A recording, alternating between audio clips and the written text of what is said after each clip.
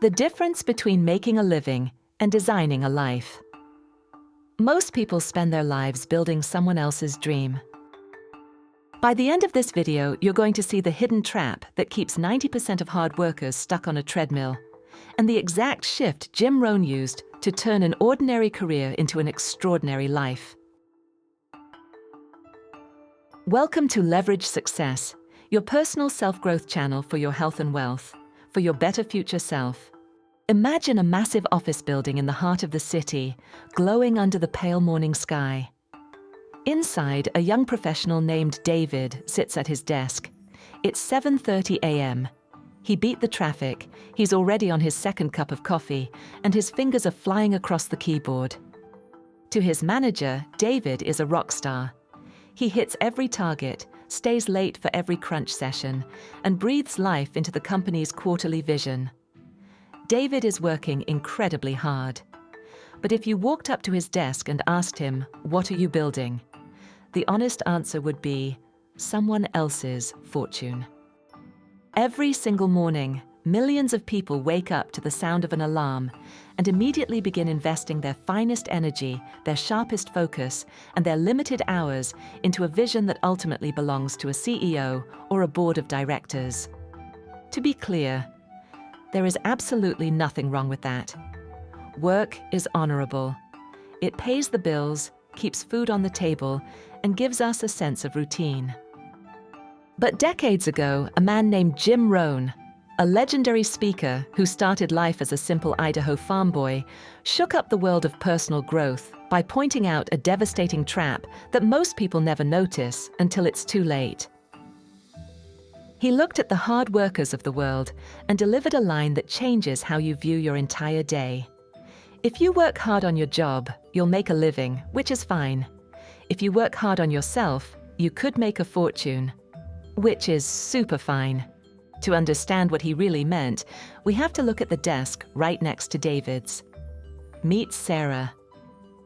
Sarah works the exact same hours as David. She answers the same emails, solves the same corporate headaches, and earns the exact same salary. If you watch them during the day, they look identical. But the magic happens when the clock strikes 5 p.m. When David clocks out, he mentally shuts down. He sits in bumper-to-bumper traffic, listening to the radio, goes home, heats up dinner, and spends the next 4 hours scrolling endlessly through social media or letting a streaming service autoplay the next episode. He is exhausted from giving 100% of himself to his employer, so he gives 0% to his own future. Just a quick heads up if you haven't yet. It's free to support us. Sarah is exhausted too. But on her commute home, her car becomes a classroom on wheels. She listens to a podcast on psychology and human behavior. When she gets home, before she touches a screen, she spends just 45 minutes reading a book on leadership, or practicing a new language, or working out to protect her health. In the grand scheme of a single day, the difference looks tiny. It's barely noticeable. But roll the tape forward 5 years. Suddenly, David and Sarah are living in two entirely different universes. Sarah has been promoted twice, not just because she did her job, but because her communication skills and emotional intelligence made her an obvious leader. Or perhaps she used her new knowledge to launch her own business on the side, stepping out of the corporate race altogether. David is still at the same desk, grumbling about inflation, wondering why his hard work at the office hasn't translated into a better life. This is the great illusion of modern life. We are taught that the secret to success is simply to work longer hours, sacrifice our weekends, and chase overtime. We wear our exhaustion like a badge of honor. Yet, so many people find that despite running on the treadmill as fast as they can, their lives barely change. Why does this happen? Because income rarely exceeds personal development. When Jim Rohn dropped that legendary line, "Work hard on your job and make a living," which is fine. Work harder on yourself and have the potential to design your life and make a fortune, which is super fine. He was talking about shifting from a survival mindset to a creator mindset. Think about it. Making a living is about maintenance. It's about paying for the apartment or house you only sleep in, the food to fuel you for the next shift, and the car that takes you back to work. It keeps you afloat. And Rohn said, that's fine, it's respectable. But building a fortune and designing a life, that's about leverage. When you work on yourself, you aren't just selling your hours, you are upgrading the actual asset. You are trading a life dictated by a boss's budget for a life dictated by your own vision. Making a living keeps you in the game.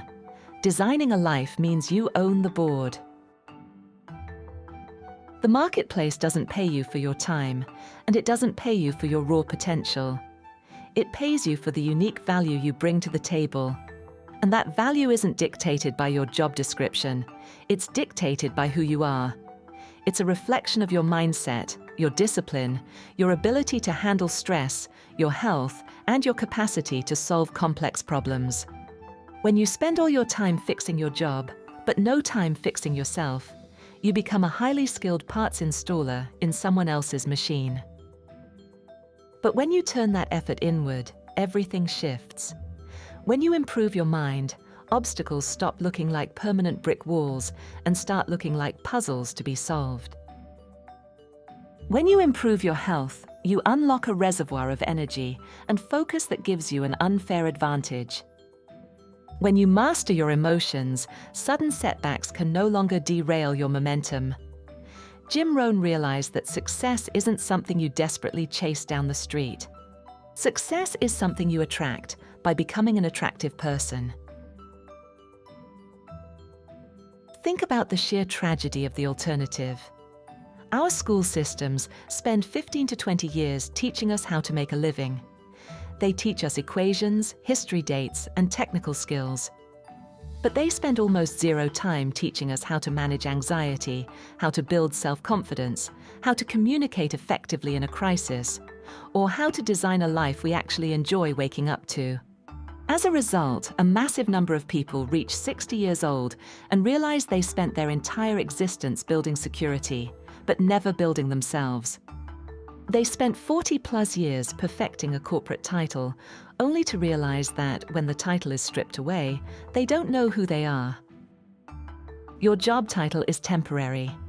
The company you work for could disappear tomorrow. Your true greatest asset is the person doing the work.